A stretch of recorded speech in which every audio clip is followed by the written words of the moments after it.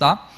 Então vamos lá, Juízes capítulo de número 9, a partir do versículo 1 em diante.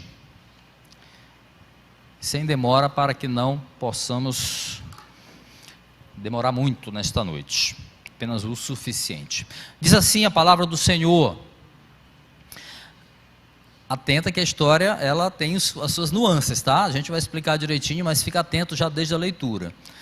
Abimeleque, filho de Jerubaal, foi aos irmãos de sua mãe em Siquém e disse a eles e a todo o clã da família de sua mãe, abre aspas, perguntem a todos os cidadãos de Siquém, o que é melhor para vocês? Ter todos os 70 filhos de Jerubaal governando sobre vocês, ou somente um homem? Lembrem-se de que eu sou sua própria carne. Os irmãos de sua mãe repetiram tudo aos cidadãos de Siquém, e estes se mostraram propensos a seguir Abimeleque, pois disseram, ele é nosso irmão. Deram-lhes 70 peças de prata, tiradas do templo de Baal-Berite, as quais Abimeleque usou para contratar alguns desocupados e vadios, que se tornaram seus seguidores. Veja só. Foi à casa de seu pai em Ofra e matou seus 70 irmãos, filhos de Jerubaal, sobre uma rocha. Mas Jotão, o filho mais novo de Jerubaal, escondeu-se e escapou. Então, todos os cidadãos de Siquém e de Bet-Milo reuniram-se ao lado do carvalho, junto à coluna de Siquém, para coroar Abimeleque rei. Quando Jotão soube disso, subiu ao topo do monte Gerizim e gritou para eles, ouçam cidadãos de Siquém, para que Deus os ouça. Aí ele vai entrar com uma parábola agora, tá? Disse ele, versículo 8, certo dia as árvores saíram para ungir um rei para si, disseram à oliveira, seja o nosso rei. A oliveira, porém, respondeu, deveria eu renunciar ao meu azeite, com o qual se presta honra aos deuses e aos homens, para dominar sobre as árvores? Então as árvores disseram à figueira, venha ser nosso rei. A figueira, porém, respondeu, deveria eu renunciar ao meu fruto saboroso e doce, para dominar sobre as árvores? Depois as árvores disseram à videira, venha ser o nosso rei. A videira, porém, respondeu, deveria eu renunciar ao meu vinho, que alegra os deuses e os homens, para ter domínio sobre as árvores? Finalmente, todas as árvores disseram ao espinheiro, venha ser o nosso rei. O espinheiro disse às árvores, se querem realmente ungir-me rei sobre vocês, venha abrigar-se à minha sombra, do contrário, sairá fogo do espinheiro e consumirá até os cedros do Líbano. Fim de parábola, continua o discurso ali de Jotão. Será que vocês agiram de fato com sinceridade quando fizeram Abimeleque rei? Foram justos com Jerubaal e sua família como ele merecia? Meu pai lutou por vocês e arriscou a vida para livrá-los das mãos de Midian. Hoje, porém, vocês se revoltaram contra a família de meu pai, mataram seus 70 filhos sobre a mesma rocha e proclamaram Abimeleque, o filho de sua escrava, rei sobre os cidadãos de Siquém, pelo fato de ser irmãos de vocês. Se hoje vocês de fato agiram com sinceridade para com Jerubaal e sua família, alegrem-se com Abimeleque e alegrem-se ele com vocês. Entretanto, se não foi assim, que saia fogo de Abimeleque e consuma os cidadãos de Siquém e de Bet-Milo, e que saia fogo dos cidadãos de Siquém e de Bet-Milo e consuma Abimeleque. Jerubaal, vocês sabem, é outro nome para Gideão, que foi o tema do nosso sermão de domingo passado. Antes de entrarmos aqui mais na história, vamos orar? Feche teus olhos. Senhor, louvamos o teu santo e bendito nome. Deus, te agradecemos pela liberdade de ler a tua palavra, de ouvir a tua palavra. Deus de graça Todo-Poderoso, nós te pedimos, Senhor, que nos dê um entendimento, Senhor, que a Tua palavra fale conosco, que seja clara a Tua mensagem para o nosso coração esta noite e que cumpra o Teu propósito em nossas vidas e na vida da Tua igreja. Assim nós te pedimos, Senhor, em nome de Jesus. Amém. Que história interessante, né? Vamos já descobrir os detalhes dessa história sanguinária, né? De morte e de quase uma odisseia, podemos dizer assim, do mundo antigo. Mas vamos recapitular um pouquinho a história aqui. Como nós vimos nos sermões anteriores da nossa série em Juízes, a história se passa durante um período em que Israel, após adentrar na terra prometida, passa a conviver com outros povos, com povos pagãos, já que o povo de Deus havia falhado no compromisso, na ordenança do Senhor de destruir aqueles povos. Deus então permite que eles convivam com aqueles povos, mas porque eles falham de destruí-los e falham também na ordenança de não se misturar com eles, de não casar com as suas filhas, as filhas com os povos pagãos e vice-versa, muito menos adorar falsos deuses cananeus.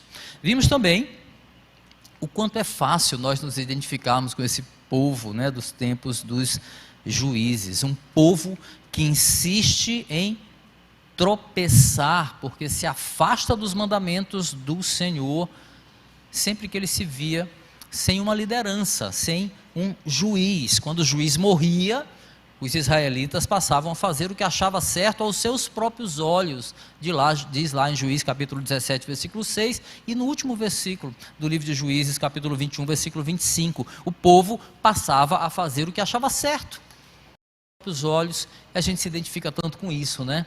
Quando a gente quer fazer o que nós achamos que é correto e não aquilo que Deus diz para a gente fazer. A gente tem visto também na nossa série aqui de mensagens que os próprios juízes também cometiam erros e traziam consequências para o povo, consequências severas. É o caso, por exemplo, de Gideão, personagem lá do domingo passado, que errou.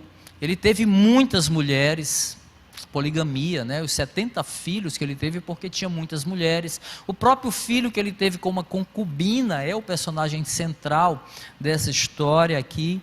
Nós sabemos ali que ele errou e tudo isso ia contra os mandamentos do Senhor. Sabemos também no livro de Juízes que há um ciclo que marca essa narrativa aqui do tempo dos juízes, uma sequência de fatos relacionados ao comportamento de Deus, ou ao comportamento do povo, e também a maneira como Deus tratava esse povo, ensinava esse povo. Vale a gente recapitular rapidinho esse ciclo para que a gente lembre o que acontecia. O que acontecia ali naquele momento? O povo se afastava de Deus, era o início de todo o ciclo, se afastava de Deus e passava a adorar falsos deuses, quebrando a aliança com o Senhor. Deus então mandava um opressor, um rei de uma outra nação, para oprimir o povo, mas não apenas para castigar, mas para ensinar o povo, para trazer o povo de volta ao seu equilíbrio, né, espiritual. O povo, quando se via oprimido, clamava ao Senhor por socorro e Deus ouvia e atendia, levantando um líder ou um juiz, e a paz reinava sobre Israel enquanto esse juiz vivesse, esse juiz que era escolhido do Senhor. Muito bem. No capítulo 9, que nós vamos ver aqui, entretanto, vai ocorrer uma quebra nessa sequência, que até então é uma característica do relato de Juízes. Há uma quebra desse ciclo natural até aqui. Com a morte de Gideão, o que acontece? Que era o último juiz até então, né? Entra fortemente na história um camarada chamado Abimeleque, filho da concubina e o juiz, portanto, um filho ilegítimo. Antes de nós seguirmos adiante, rapidinho, convém recuar um pouquinho aqui nessa história, aos versículos que antecedem o capítulo 9, você acompanha na sua Bíblia, tá? Eu vou ler, você pode ouvir também, para que a gente possa se situar melhor aqui, no que está acontecendo aqui no capítulo 9. Juízes capítulo 8, lá no finalzinho, versículo 30, escuta, diz assim, Juízes 8, capítulo 30, antes aí para começar o capítulo 9. Juízes 8, a partir do versículo 30, diz, Gideão, no caso aqui, né, teve 70 filhos, todos gerados por ele, pois tinha muitas mulheres. Sua concubina, que morava em Siquém, que é o ambiente da nossa história, também lhe deu um filho a quem ele deu o nome de Abimeleque. Gideão, filho de Joás, morreu em idade avançada e foi sepultado no túmulo de seu pai, Joás, em Ofra, dos Abiesritas. Logo, depois que Gideão morreu, os israelitas voltaram a prostituir-se com os Baalins, cultuando-os. Ergueram Baal-Berite como seu Deus e não se lembravam do Senhor, do seu Deus, que os tinha livrado das mãos dos seus inimigos em redor. Também não foram bondosos com a família de Jerubaal, isto é, Gideão, reconhecendo todo o bem que ele tinha feito por Israel. Esses versículos fazem um resumo do que está acontecendo aqui no capítulo 9. No nosso texto de hoje, então, a gente vê uma quebra dessa sequência em que Deus levanta um rei pagão para oprimir o povo, como parte do seu plano de ensino, como parte de um plano para que o povo volte para o eixo, volte para Deus. O que Deus faz agora? Ele vai enviar um juiz, não de um povo pagão, mas do meio do seu próprio povo, de dentro do povo, ou pelo menos em parte, porque Gideão era israelita por parte de pai, mas era cananeu por parte de mãe, mas estava ali dentro do povo. Meus irmãos, em que pese o fato de ele, sendo filho de Gideão, Abimeleque, desejar ser rei à força, como nós vimos aí no texto, a gente não pode perder da mente que Deus não perde o controle de absolutamente nada aqui nessa história. O propósito do Senhor é sempre ensinar o seu povo do caminho de volta para Ele, ainda que por meios dolorosos, como nós veremos adiante. Hoje, então, nós vamos refletir sobre a história deste homem, Abimeleque, um homem que se achava merecedor do posto de rei. Eis aí, meus irmãos, parêntese aberto, um equívoco que o Evangelho trata de corrigir na nossa vida. Claramente, não somos merecedores da graça, muito menos merecedores de sentarmos ou de estarmos em um local de glória, em um trono, para sermos reverenciados. O Senhor é aquele que reina para todo sempre. Somente a Ele rendemos adoração, pois somente Ele é digno de toda a honra e de toda a glória e de todo o louvor. Sob essa ótica aí equivocada de Abimeleque completamente, e o erro de um povo, que havia se afastado do Senhor, o tema do nosso sermão é esse aí, um falso juiz para um povo sem juízo. Evidentemente que essa falta de juízo aí do povo, que nós vemos aí no tema, não é a falta de juízo da parte de Deus, ou de correção da parte de Deus, mas a falta de entendimento do povo, a falta de discernimento, a incapacidade de discernir a vontade do Senhor e de seguir um líder que seja sábio, que seja comprometido com Deus, um líder coerente, com os mandamentos do Senhor. Daí esse povo não ter juízo. Nosso texto, vamos agora a ele, espero que esteja tudo bem até aí. Nosso texto começa, meus irmãos, com o engano de um povo que se deixa levar por alguém que deseja ser o que não é. Um homem que cai no engano de se julgar merecedor. Olha o que diz os versículos 1 e 2, acompanha aí na tua Bíblia. Diz assim, vamos começar a nossa história. Abimeleque, filho de Jerubaal, foi aos irmãos de sua mãe em Siquém, já estamos situados na história, em Siquém, e disse a eles e a todo o clã da família de sua mãe: perguntem a todos os cidadãos de Siquém, o que é melhor para vocês? Ter todos os 70 filhos de Jerubaal governando sobre vocês, ou somente um homem? Lembrem-se de que eu sou da sua própria carne. Abimeleque comete aqui, quase que eu falo omelete, mas é porque eu fico esse negócio na cabeça, que eu estou com fome também. Abimeleque comete um auto-engano, e ele se vale desse auto-engano para enganar o povo também. E olha só, o nome Abimeleque significa meu pai é rei. chega a ser irônico, porque Gideão, lá no final do capítulo 8, ele vai dizer que ele não aceita ser rei, né? Mas aqui o nome Abimeleque significa, meu pai é rei, sendo que Gideão não quis ser rei, e muito menos Gideão reconhecia que o seu pai eterno, o rei dos reis, era o rei sobre a sua vida, né? Enfim, por ser filho de Gideão, com uma concubina, Abimeleque, escuta, não era um herdeiro natural de Gideão. Os herdeiros eram aqueles 70 que ele havia tido com as suas mulheres, legítimas, né? Pode-se dizer assim, embora tivesse errado a poligamia. Então ele entendia que ele ia ser discriminado por essa condição, de ser um filho ilegítimo do seu pai, mas ele se julgava merecedor mesmo assim. E aí, com a morte do juiz, vislumbrando o fato aí de que ele seria desprezado por sua condição ali, o que ele faz? Ele decide se apossar à força daquilo que ele julgava ser seu por direito. E aí ele não mede consequências para isso.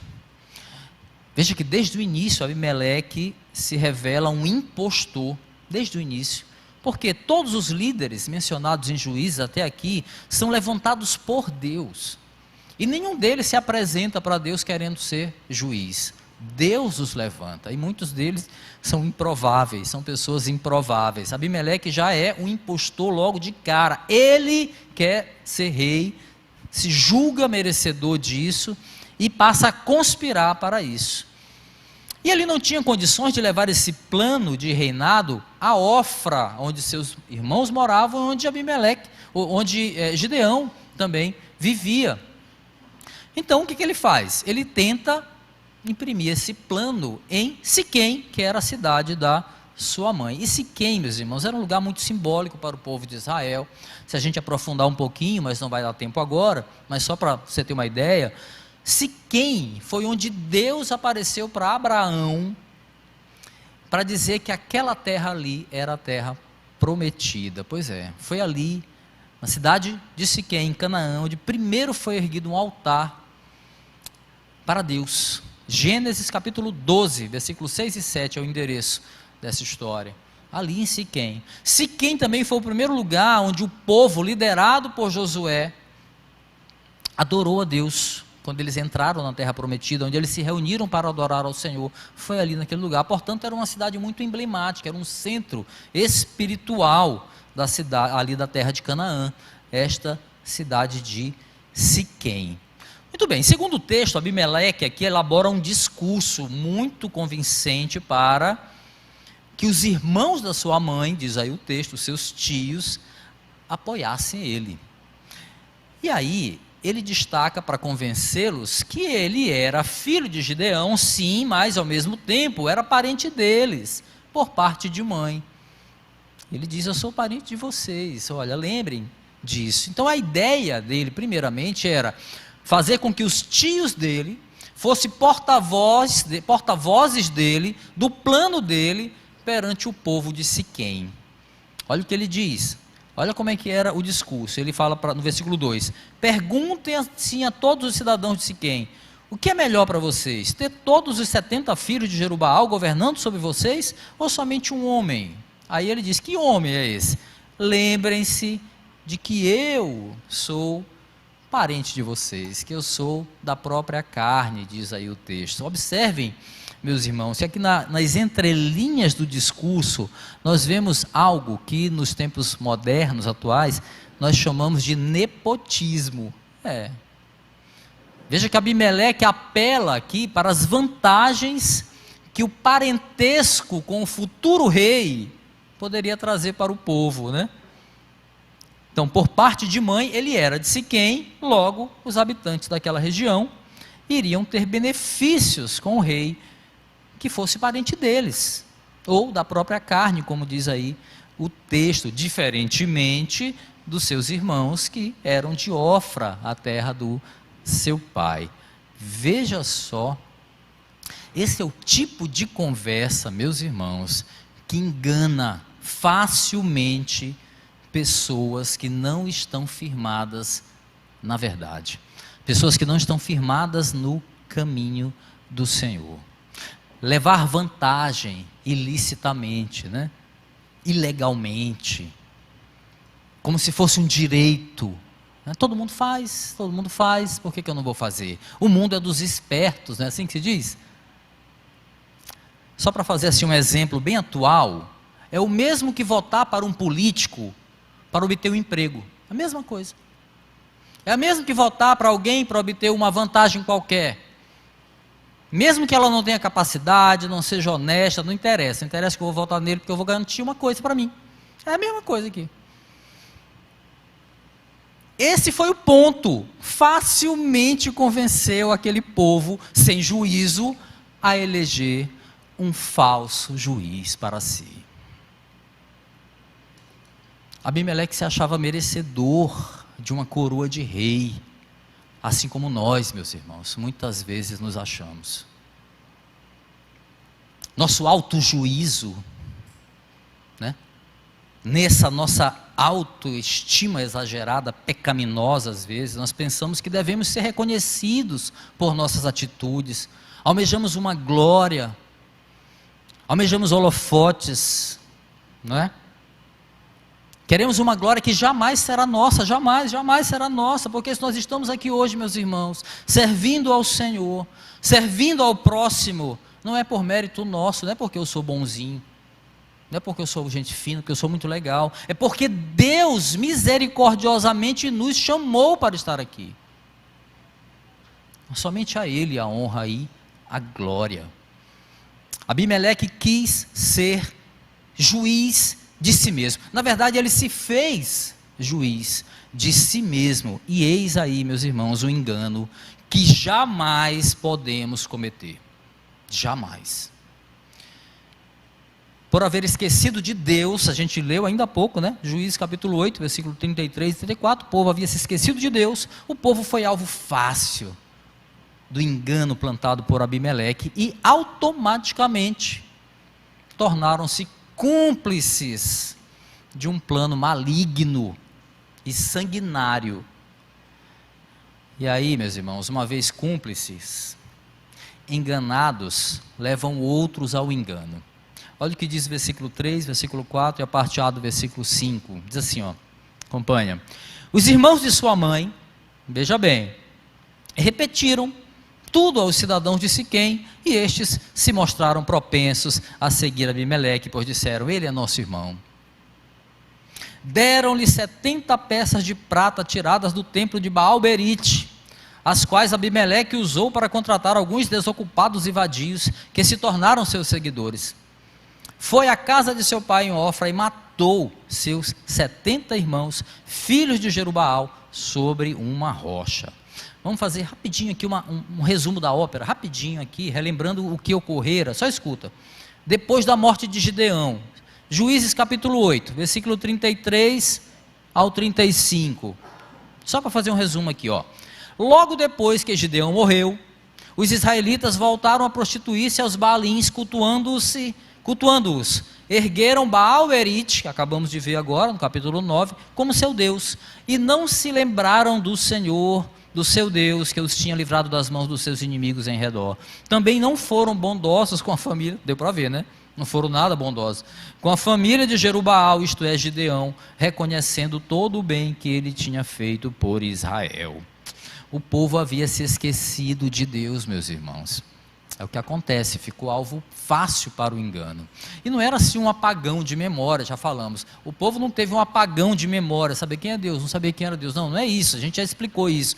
O que houve ali foi um afastamento da fé. Ou seja, o Deus de Israel não era mais levado em consideração, não era mais levado a sério. Por quê? Porque um tal de Baal-Berite, que significa Senhor da Aliança, pois é, havia sido posto no lugar dele. Por falsas promessas, um falso Deus tomara o lugar do verdadeiro Deus da aliança. Olha só a ironia da história. E agora, meus irmãos, um falso juiz, alimentado pelo alto engano de que merecia ser rei, consegue enganar os irmãos da sua mãe, e estes enganados conduzem o resto do povo a um desastroso engano coletivo. Olha só como tudo começa lá no engano do líder.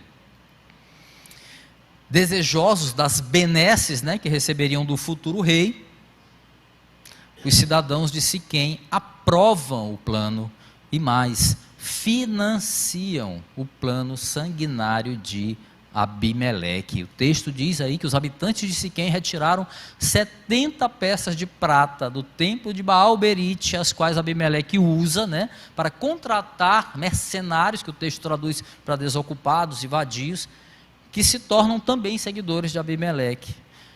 Abimeleque paga 70 peças de prata pela morte de seus 70 irmãos. Parece muito, mas não é não. Só para você ter uma ideia de quanto foi pago para essa chacina aí, 20 peças de prata era o preço de um escravo. 20 peças de prata era o preço de uma vida, pode-se dizer assim. Considerando o preço aqui de uma vida, Abimeleque pagou apenas uma peça de prata por cada um dos seus irmãos que seriam mortos ali. Os assassinos mataram por uma mixaria, meus irmãos, uma mixaria. O texto comenta então que os meio-irmãos aqui de Abimeleque foram mortos sobre uma rocha, né? O que para alguns estudiosos sugere que foi uma execução ritual, talvez um sacrifício humano para este Baal-Berite, né? O que torna ainda mais escabroso, né, esse ato criminoso, e acentua ainda mais, bastante aliás, o nível de afastamento do povo de Deus. Quão distante estava aquele povo do Senhor. Nós vemos aqui, meus irmãos, para onde o emaranhado de engano, né, pode levar um povo. Um filho ilegítimo que arbitra em favor próprio, julgando-se merecedor de ser rei, desejando ser o que ele não é. Um grupo de parentes convencidos de que podem se beneficiar do rei por nepotismo. Um grupo de desocupados que andam ali, que matam 70 homens inocentes por uns trocados, possivelmente também esperando algo mais do rei, e claro, todo aquele povo envolvido como cúmplice de toda essa artimanha, também esperando se beneficiar deste líder. Como no ciclo comum de Juízes, meus irmãos, a queda, ela começa lá quando Gideão morre, e aí o povo, nós vimos ainda há pouco, recomeça a se prostituir com os Baalins, e a Bíblia fala que idolatria é o mesmo que adultério, né, perante Deus. O alerta do livro de Juízes tem sido tão claro para nós, meus irmãos, ou não? Um povo sem rei, ou sem um líder temente a Deus, à luz de Juízes, perde a direção, né? Se perde.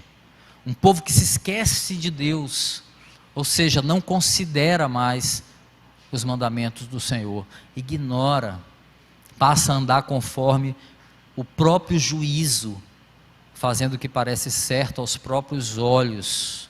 Meus irmãos, olha, reflete, sem Deus, o homem está fadado ao engano da autossuficiência e também a levar outras pessoas para o mesmo abismo.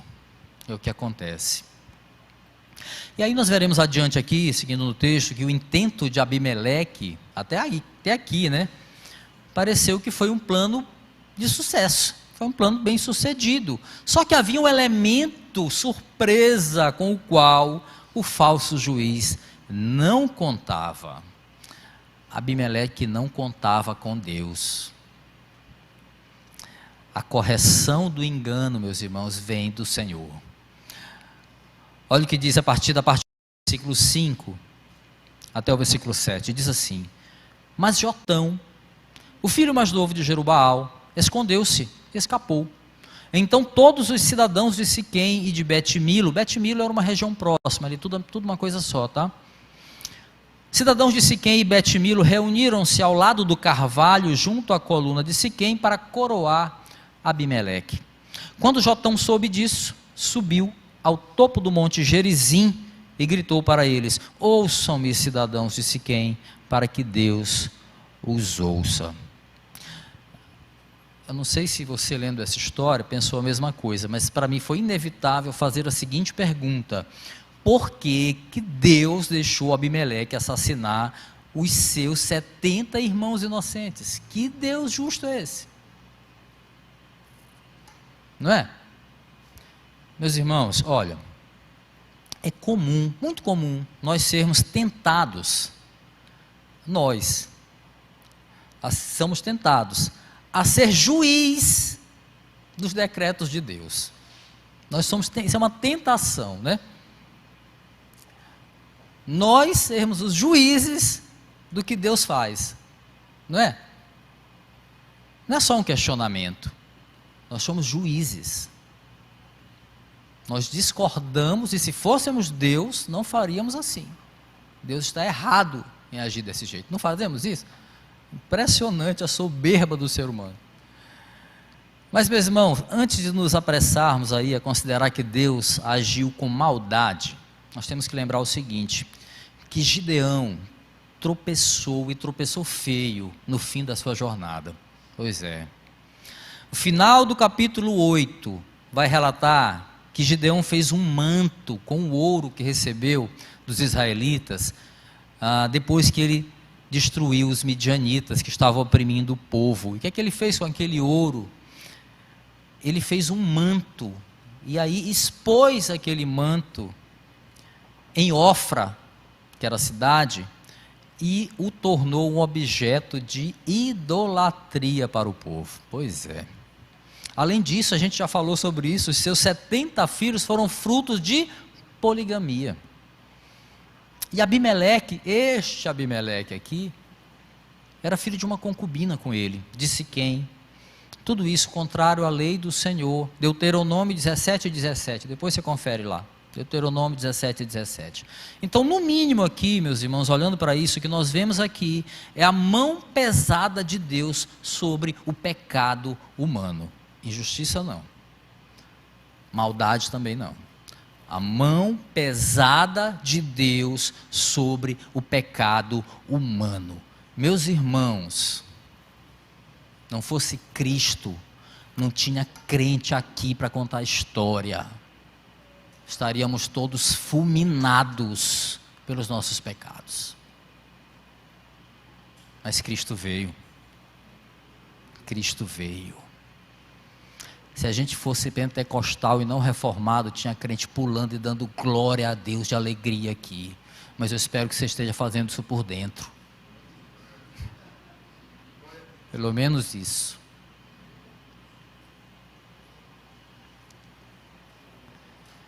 Meus irmãos, a mão pesada de Deus sobre o pecado humano. Embora marcada pela carnalidade, claro, pecaminosa de Abimeleque, o que torna ele sim responsável, claro, por aquelas mortes, a chacina dos filhos de Gideão não estava fora dos propósitos de Deus. Por mais que a gente não entenda, e mesmo em meio à tragédia que nós podemos ver aqui, mesmo em meio a tudo aquilo, nós também identificamos a misericórdia e o livramento do Senhor sobre a vida de Jotão, o filho mais novo de Gideão, que se esconde e consegue sobreviver àquele massacre orquestrado pelo seu meio-irmão Abimeleque. Versículo 6 mostra então, seguindo aí, que a coroação de Abimeleque se dá ao lado de um carvalho, e esse carvalho está escrito com letra maiúscula aqui na NVI, provavelmente porque era uma árvore sagrada, usada em cultos pagãos, segundo alguns estudiosos. Então veja o nível do afastamento, né, da idolatria daquele povo.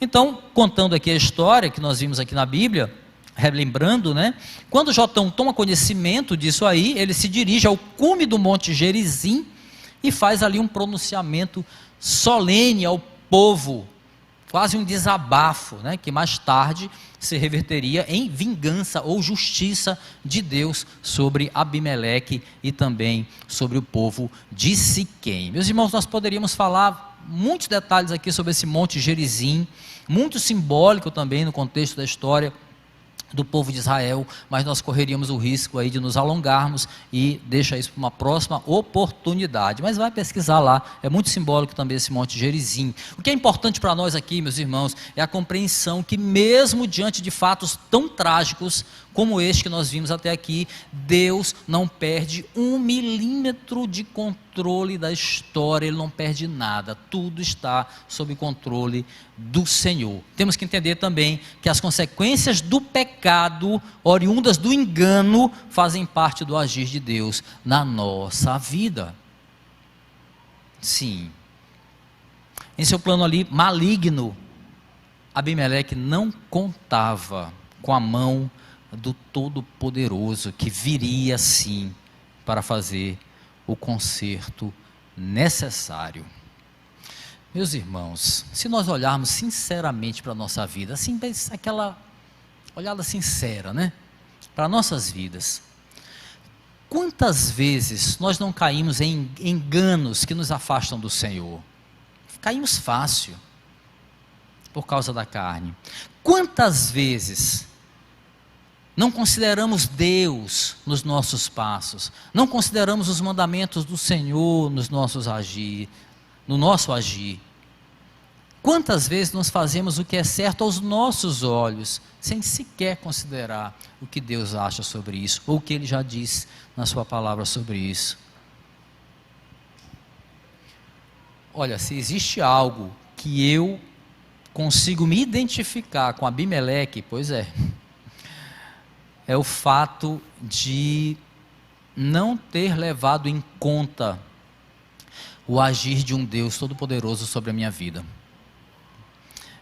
Meus irmãos, enquanto assim eu caprichava bastante para me manter longe de Cristo, e olha que eu era bom nisso. Havia um pai ali gracioso, sabe, que trabalhava para me trazer para perto dele.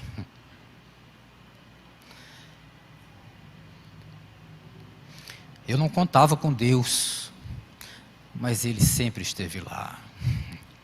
Ele estava lá, sabe, o tempo todo, corrigindo, com paciência de um pai, cada engano, cada tropeço, cada vacilo. Mesmo quando nós não contamos com Deus, Ele está lá. Ele age na vida dos seus eleitos. A correção, meus irmãos, do engano, ela vem do Senhor. Ela vem do Senhor. E muitas vezes ela dói muito. Mas que a dor do conserto que vem do Senhor, nos faça lembrar da maior de todas as dores. Aquela que Cristo sofreu na cruz, meus irmãos, para nos livrar do pecado que nos condenava. Quando doer, lembra dela. Lembra dessa dor. Sobre o Monte Gerizim ali estava Jotão, né? Então ele inicia o seu discurso com uma parábola intrigante. Alguns entendem que é a primeira parábola registrada na Bíblia. Intrigante, em que árvores comuns para Israel serão usadas aqui como candidatas à monarquia, né? Foi a maneira que Deus usou para anunciar que haverá espinhos no caminho do conserto. Olha o que diz o texto aí, a partir do versículo 8. Vamos à parábola. Vou ler rapidinho, tá? Certo dia, as árvores saíram para ungir um rei para si. Jotão falando para o povo, né? Lá de cima do monte. Disseram à oliveira: seja nosso rei. A oliveira, porém, respondeu: deveria eu renunciar o meu azeite, com o qual se presta a honra aos deuses e aos homens para dominar sobre as árvores? Então as árvores disseram à figueira: venha ser o nosso rei. A figueira, porém, respondeu: deveria eu renunciar o meu fruto saboroso e doce para dominar árvores? Depois as árvores disseram à videira: venha ser o nosso rei. A videira, porém, respondeu: deveria eu renunciar o meu vinho que alegra os deuses e os homens para ter dorminho sobre as árvores? Finalmente todas as árvores disseram ao espinheiro: venha ser o nosso rei. E o espinheiro disse às árvores: se querem realmente ungir-me rei sobre vocês, venham abrigar-se à minha sombra. Do contrário, sairá fogo do espinheiro e consumirá até os cedros do Líbano. Olha só. direto ao ponto aqui, meus irmãos, tá? As árvores que buscavam um rei para si, representam um povo sem rei, claro, né? Óbvio, representa um povo sem rei. Na sua busca, elas foram primeiramente as árvores que tinham méritos, né? Aparentemente tinham virtudes para assumir uma liderança sobre elas. A oliveira fornecia azeite precioso, a figueira com seu fruto muito saboroso, a videira da qual se extraía o vinho, foram chamadas então para reinar, mas nenhuma delas achou que era vantagem assumir esse posto, deixando ali a sua zona de conforto, para reinar sobre as demais árvores. Elas estavam satisfeitas com o que já tinham até ali. De saída aqui mesmo, a parábola aqui já mostra que o povo buscou escolher um rei segundo o seu próprio senso de justiça, né? Deus não foi levado em conta aqui, não foi ao menos consultado. Elas foram naqueles que aparentemente eram mais capazes e receberam não como resposta. Pela lógica que nós temos visto aqui em Juízes, meus irmãos, é o Senhor que levanta os líderes. E levanta líderes improváveis, para que todos vejam, saibam, considerem que a força, que a capacidade daquele líder que ele mesmo levantava, vinha dele, vinha do Senhor e não de homens. Então veja que a lógica aqui já é quebrada. O outro aspecto que a parábola expõe muito claramente é o desprezo das árvores por liderar. A oliveira, a figueira, a videira aqui, elas se omitem diante da oportunidade que elas tinham. Elas não quiseram se envolver em questões que supostamente não lhe dizem respeito. Elas estavam confortáveis, já eram devidamente reverenciadas, valorizadas por tudo que elas produziam, né, de precioso para o povo de Israel. Meus irmãos, será que nós não agimos de tal maneira quando, em vez de assumirmos responsabilidades na igreja, nós preferimos ficar onde nós estamos, sem nos envolver nas dificuldades naturais que vão recair sobre aqueles que botam a mão no arado? Hein? Fica aí para a nossa reflexão. Um dos sentidos da parábola aqui, meus irmãos, pronunciada por Jotão, foi ressaltar que quando aqueles que são capazes se omitem, os menos capazes, ou até os inúteis, aproveitam a oportunidade. Foi o que aconteceu na história aqui. A omissão das árvores que eram úteis para Israel levou o quê? As demais árvores a recorrerem ao espinheiro, que não tinha nenhuma valia, zero, mas que prontamente aceitou o convite, claro, para reinar sobre as outras árvores. Meus irmãos, o espinheiro tem folhas minúsculas e a altura dele não produz sombra alguma, nenhuma sombra, a menos que as pessoas se acheguem muito pertinho deles e fiquem ali, tentando pegar um pouquinho da sombra que eles produzem ali, porque são arbustos, mas não vai ser agradável. Certamente é um espinheiro, não vai ser agradável. E é exatamente isso que ele exige, segundo o texto, dos seus futuros súditos, que se acheguem até ele, que ia ser doloroso.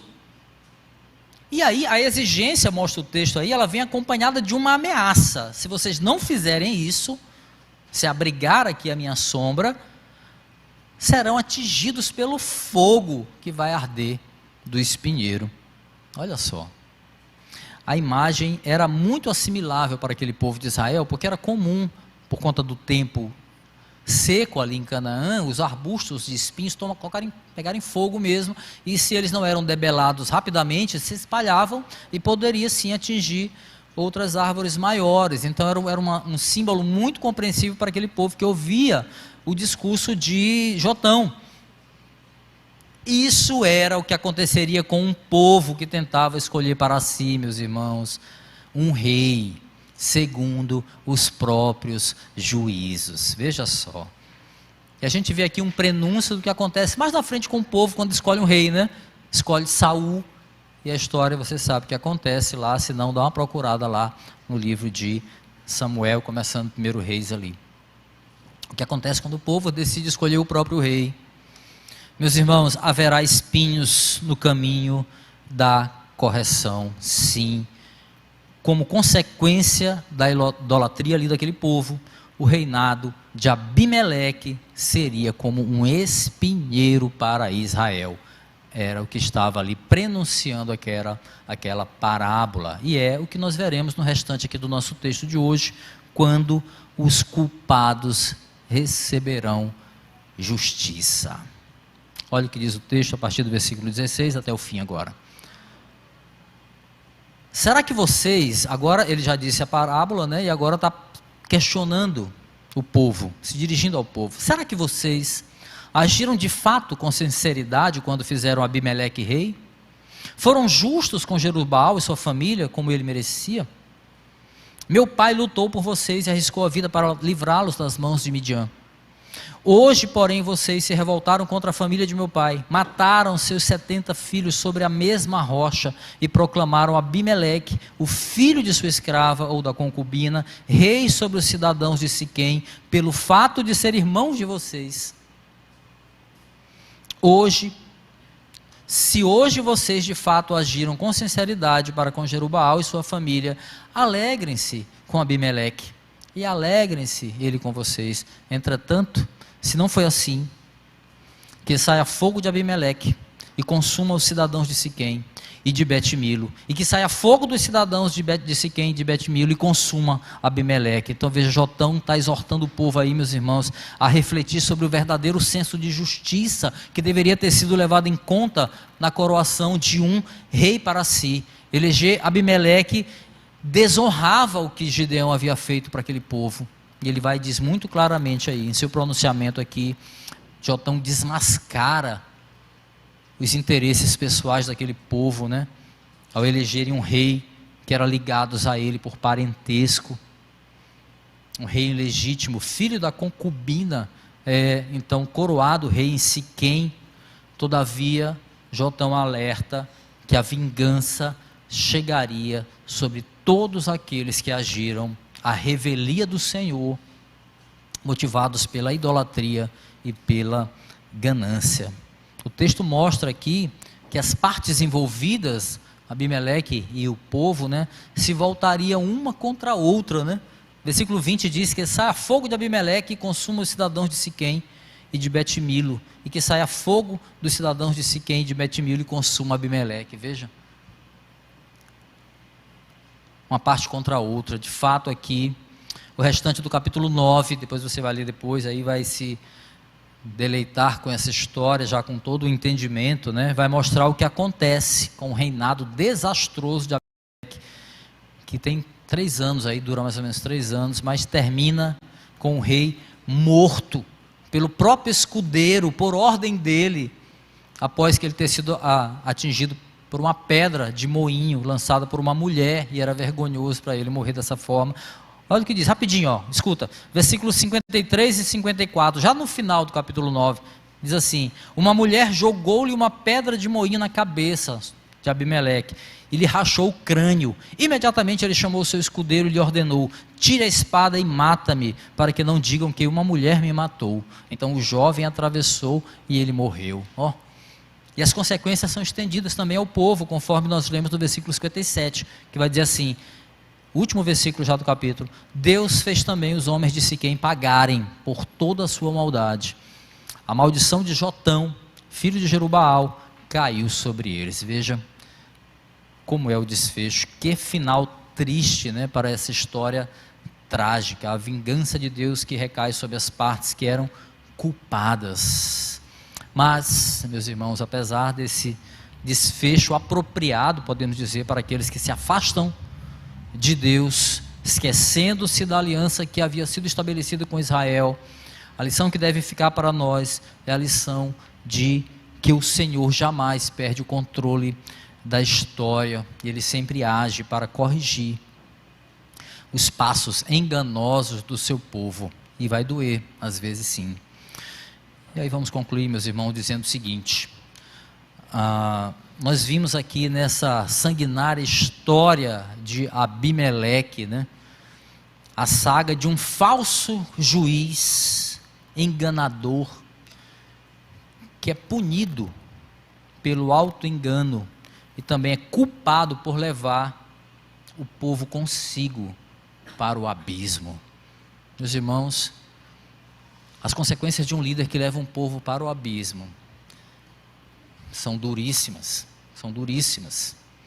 Nós temos também aqui nesse capítulo 9 de Juízes, uma excelente lição sobre escolha de líderes. Nós vimos como um povo afastado de Deus, ele é facilmente impressionado por qualidades que são insignificantes para Deus, meus irmãos. Insignificantes. Quando o Senhor chama, Ele mesmo capacita, meus irmãos.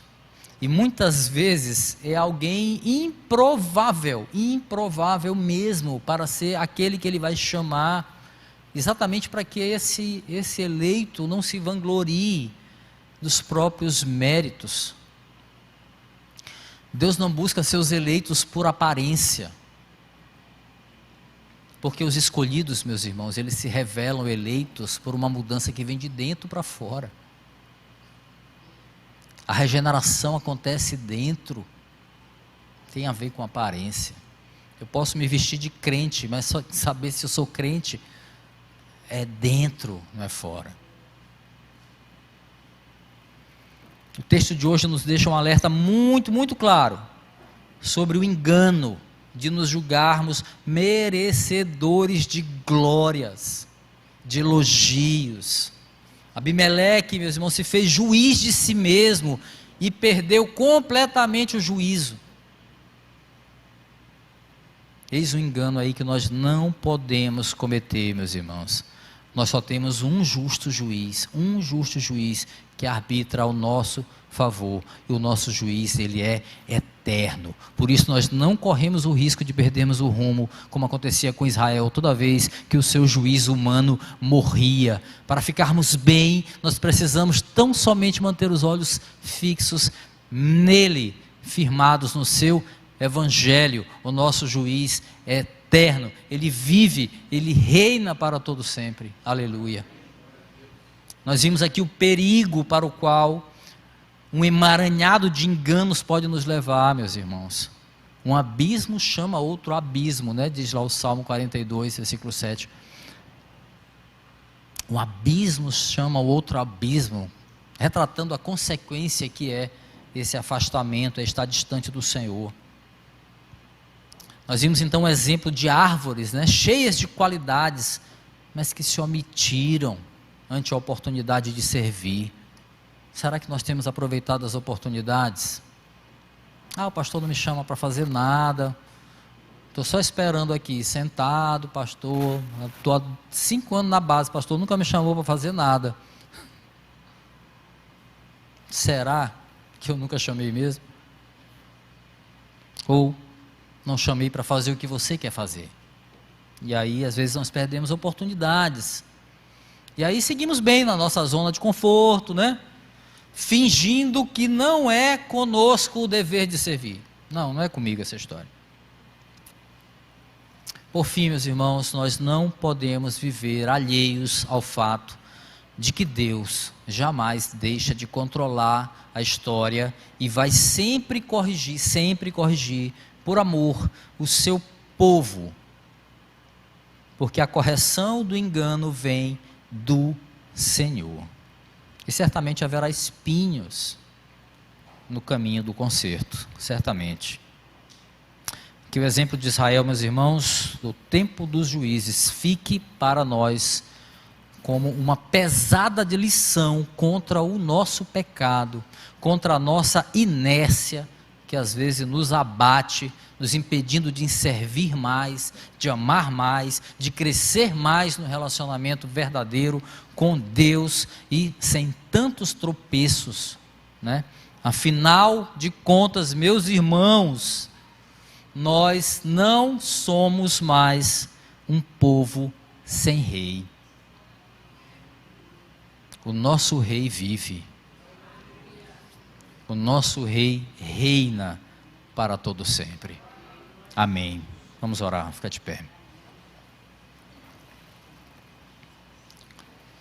Senhor, louvamos o Teu nome por tamanha graça e misericórdia, Senhor. Às vezes compreendemos, Senhor, e outras vezes não, que no caminho do conserto há espinhos e que muitas vezes vai doer, Senhor. Mas que em nenhum momento, Senhor, esqueçamos